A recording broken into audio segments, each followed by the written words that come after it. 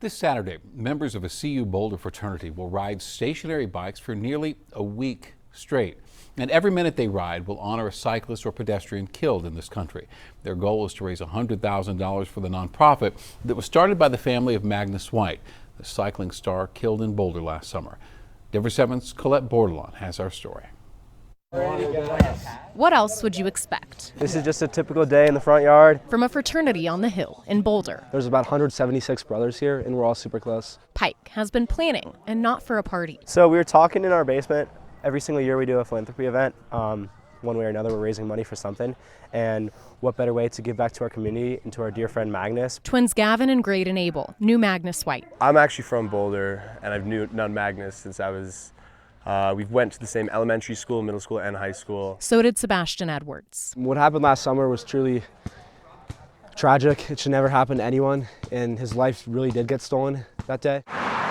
A ghost bike along Diagonal Highway in Boulder marks where Magnus, an accomplished cyclist at only 17, was hit and killed by a driver in July of 2023. On November 2nd or Saturday at 5:05 p.m., we are starting Pike on a Bike. The brothers will ride 8,423 minutes straight, day and night, on this stationary bike. Because a minute's not a very long time at all, but when you put together all of the lives lost, just within 1 year, you come up to almost an entire week. Minutes representing the number of cyclists who died in 2022 and pedestrians who died in 2023 nationwide. The number's way too high than it should be. Their goal, raising $100,000 for the White Line Foundation, a nonprofit. It's kind of a movement, a catalyst. Started by Jill and Michael White, Magnus's parents. They came to us with the idea, but they're the ones actually executing everything. It's a bad week to be a stationary bike. The money will support their efforts to make roads safer for everyone. It's hard when your future, who's your child, is killed,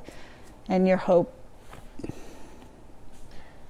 goes out the window because that is your future, his future. I mean, you're like, where do we go now? So seeing this, I think it helps just to know, for me and my grieving, to know that Magnus is still thought about, still loved. Pike on a Bike will end November 8th with one last minute without anyone on the bike. That last minute will set empty though on the bike. That is for Magnus. 12:28 is also the time that Magnus's life was tragically taken from us. And when the wheels stop turning, I'll think of all the lives that were tragically lost, and I will think of a brighter future. That's why we're doing it at the end of the day. the work to create change begins. In Boulder, Colette Bordelon, Denver 7. And the new leader of the nonprofit created by Magnus's parents wants to use artificial intelligence to help with their mission, which is to take tragedies like Magnus's death and create change that can save lives. Now, for example, AI could be used to gather the names of people who have been hit and killed by cars.